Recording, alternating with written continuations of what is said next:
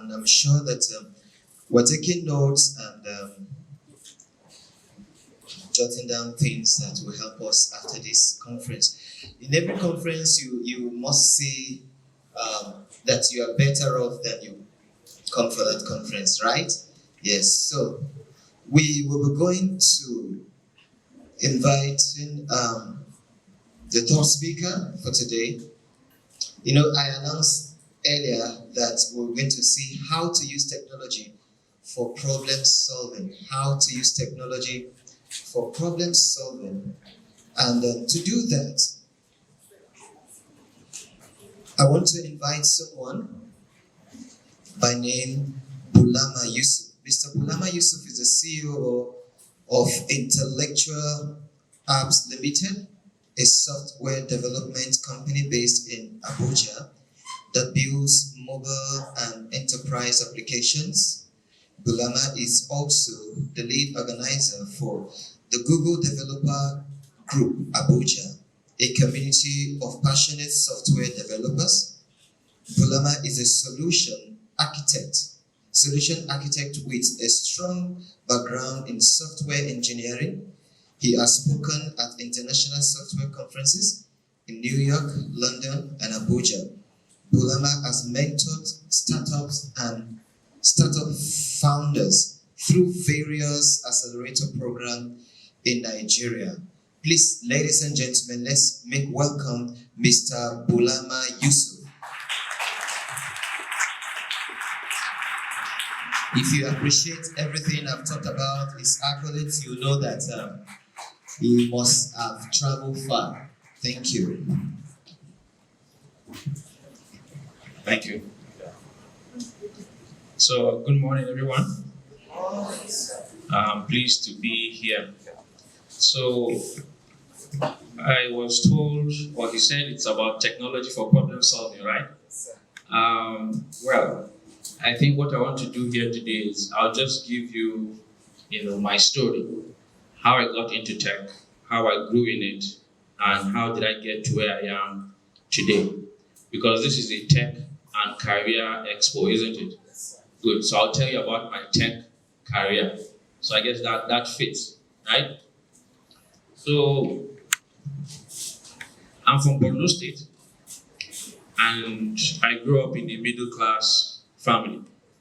My dad is a lecturer, he's not a professor, and my mom is a civil servant. So I grew up in your typical, middle-class family. And to put that in context, I wouldn't have been able to be sent to the kind of schools you guys are attending right now. So that's how I started. Now, in 1999, just when I finished my secondary school and I was waiting for admission into the university, my parents enrolled me in a computer appreciation course. And I was very unhappy with that. I didn't want that because I was on a very long vacation waiting for, admission. I finished secondary school, you're just fresh out of your WIAC, you feel like you've dropped the hardest thing in your life. And then I had friends who had this video game, Nintendo 64. You guys, I don't know if you guys know it, but it came out in around 1996 or so. So they had all these cool games, James Bond, football, Mario Kart, We just wake up in the morning, take breakfast, and we're out. Play in their house. Once it gets evening, we go out and play football. And then I come home, my parents tell me, okay, they've enrolled me in this course. I'll be going there 3 times a week. And it's, I think 11 to 1 or so. And I didn't really like that at all. I felt very bad about it. But anyways, I went for the course, and to my surprise, I enjoyed it, right? So they taught us computer appreciation, Microsoft Word, Excel, then there was basic programming and CorelDRAW, where you learn how to do designs. Mind you, this is 1999, so it was all these big PCs, clones and so on, and they were not very common. But I enjoyed it so much that after my class, I would wait for the other classes to finish, so I would go back in there and practice and play around, and then come home. So I completed it, got admission, thinking that same year or in 2000. And I remember clearly in one of my courses, the lecturer there asked that is there anybody here that can help him write a program to solve a particular problem he has with his students and computing results and so on. So I heard that and I put up my hand. But the class was quite large, maybe 2 or 3 times this size, and I was so small that even with my hand up, I couldn't be seen. So people were telling him, there's someone at the back raising his hand. He said, okay, stand up. So I stood up, but he still couldn't see me from where he was. So what he said was, that person should meet me after the course. So I met him, he told me what the problem was, and he had this like a caravan, it was like a computer center, and where his computers were. And I said, okay, no problem, I'll come there and help you write this program that you want. Like, I want to compute the results for his students, enters the score, and then he wants it to be graded and have a summary and so on. So after playing football in the evening, at night I'll go to his computer center and then write the program all through the night. Right? So I have to install BASIC on the systems, and I moved around with these diskettes. I don't have slides, but maybe some of you will know it, but just search for it, 3.5 floppy. So at the end of the day, I wrote this program. It solved the problem he had, and he was happy about it. But he wasn't from my department, right? So when his colleagues found out that he had solved this problem, the lecturers from my own department found out that a student in their own department was solving problems in another department, so they playfully threatened the guy that he should just get his hands off me. So they brought me to the department and asked me to write the same program, but this time using Excel, right? And I built the solution. Now, why am I telling all of this? From my first year, and by the time I graduated, my year 4, the whole university was using this program to compute results and student CGPA, right? And I was never broke in school, right? There was always one department or the other that wanted me to come and help their staff, teach them, compute their results, and so on. Now, it got to the point whereby other universities also got interested, right? So when I went for my service, I served in Ebonyi State. There was this university in Abraka, Delta State, that were interested because they had one of their students serve at University of Maiduguri when I was in my final year. So he told them about it. So after my camp, people usually go home. 2 weeks, they go home and then they come back for their primary service. But I used mine to travel to Delta State. And I went there, found out what the problem was, modified the program a little bit, deployed it, paid me, came back to Ebonyi, and I bought a bicycle. So as a copper then with the bicycle, I was one of the, the big boys, so to say, So when I completed my service, my department offered me a job to be a lecturer because they had seen how, resourceful and useful I was. But I knew I wanted to further my career in tech, right? Mind you, I studied accountancy, not even computer science, right? So, and in Maiduguri then, I was like the go-to person, for computer stuff and so on. But I knew that I still didn't know anything, right? So I told my parents that, okay, do you know what? There's this course they do in Abuja, in NIIT, it's programming and so on. That's what I want to do.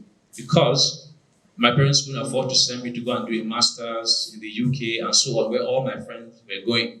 So for me, my master's was to get to Abuja and register for this course. I think it cost around 250,000 naira then, very large amount, I didn't have a place to stay. So I reached out to a friend who said, yes, you let me stay at his place and so on. So that problem was solved. My parents said, okay, they will sponsor me since they can do instrumental payments, only for me to come to the school and for them to tell me they've increased the fees by 25,000. So at that point, I thought that's just the end for me. So I sent this text back home, telling my parents that they've increased the fees, and I was just waiting for them to say they won't be able to do this anymore. I should just come back. So I sent the text and then threw the phone under the chair. Luckily they replied and said, no problem, I should go on. So that's how I did that course. And then 2 weeks before the end of the course, they offered me a position in the school to be a faculty to teach in that school. right? So I didn't complete the last 2 weeks of my training because I was now also a faculty at the school, right? So I did that for 2 years, left, went to another company, worked for 6 years, and then at that company I decided that I will start my own software company, and that's the intellectual apps you guys heard about. So I started that in 2015. And around that time, I got, to learn about, conferences and so on, and I put in that I would like to speak, and I got selected, right? So I traveled to New York, gave my talk, and then I think I did like 4 other times at different places in Europe and in North America. So that's basically how I got to this point. Now, just recently, I got a, should I say a visa or something from the UK government, right? They call it the Global Talent Visa, whereby they check your career in tech, see how you've helped and volunteered in the tech industry, see the work you've done, and then they give you this, special visa. It's like the highest class of visa. It's a tier 1 visa, right? And they allow you to come into the UK, you can work for anybody, and you can start your own business, right? So I've established intellectual apps in the UK, and I'll be going there next year to focus on growing it. Right? So why am I telling you all of this?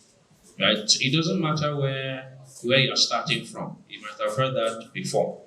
Right? What really matters is, do you have that drive? Do you have that passion? Do you have that interest? Because IT is a vehicle that will reward anyone that has the time to put in the hard work and create solutions. IT doesn't care if you're 12 years old, 30 years old, or 50 years old. Can you solve a problem? Help people in the real world. And as young as you are, you don't need anybody's permission to learn these IT skills or get into it. You don't need to come and ask me because I've been doing this for a while that, sir, I want to do this. Can I? No. Just get a laptop, go online, Google the stuff, and just start learning. Mind you, I couldn't afford to get a laptop. All these things I did in the university until when I even came and started working here in Abuja and started working as a faculty, I never had a laptop. I was only able to afford a laptop 10 years into my career. That's when I bought my first laptop. And to even buy that laptop, my dad had to take a loan from his workplace, right? And they sent me the laptop and I paid for it from my salary over, I think, 8 months or so. Right? So for people who have the opportunity to work with me, they know that there is no room for excuses. What is your problem? Right? Do you really want to do this or not? And someone is telling you, oh, their laptop battery is bad, or they took light last night, or they don't have connection and all that.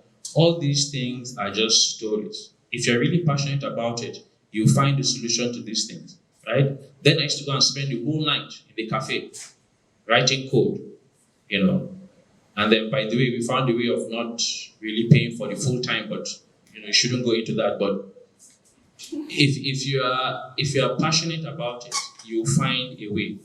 And why I'm saying IT is a vehicle that rewards it is because I have seen it happen in my own life and in so many other people's lives as well, right? So I'm always happy to speak to people like you.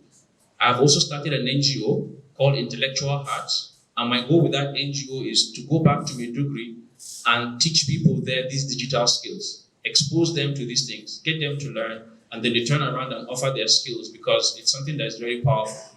Right? So whatever your dreams and goals are, whether you're going to study here in Nigeria or you're going to go outside the country, if you have an interest in IT, the gates are wide open and you're welcome to go into it. Thank you very much and wish you all the best.